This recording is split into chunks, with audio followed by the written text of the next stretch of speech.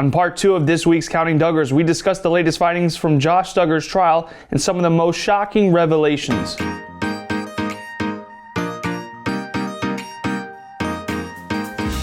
What's up guys, I'm your host Nicholas Gonzalez with part 2 of this week's Counting Duggars, and before we begin today's video I need you to hit the sub, like, and bell button down below for all the latest on your favorite celebs. Now to the news. Let's go over what was discussed on day 4 of Josh's trial as several witnesses were called to the stand.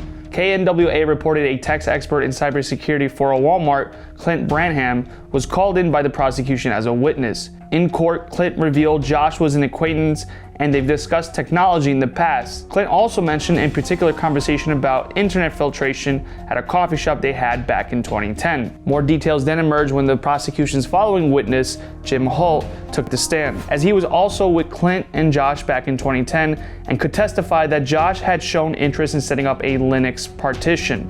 Now recall, this is important because when agents raided Josh's business, they found a computer with a Linux partition, and inside that there were illegal downloaded images. Following Holt, his wife Bobbier was the final witness and made a shocking confession as she disclosed Duggar had opened up about molestation of young girls when he was a teenager. According to KNWA, this grabbed everyone's attention in the courtroom and Josh's face quickly turned red. The witness then shared more details of Josh's confession about his past acts, and the judge made it clear to jurors that they could consider the information when they make their final decisions if they believed it to be true. As the witness continued, she began to tear up and later was asked if she loved the defendant, and her answer was, quote, "I still love Josh." Now adding to this, during cross-examination, the witness made it clear to the defense that she had no first-hand knowledge of Josh's current scandal that he's on trial for. Later on, the defense brought up their own witness, Michelle Bush, who is a digital forensics expert. Now here are some of the highlights of her testimony.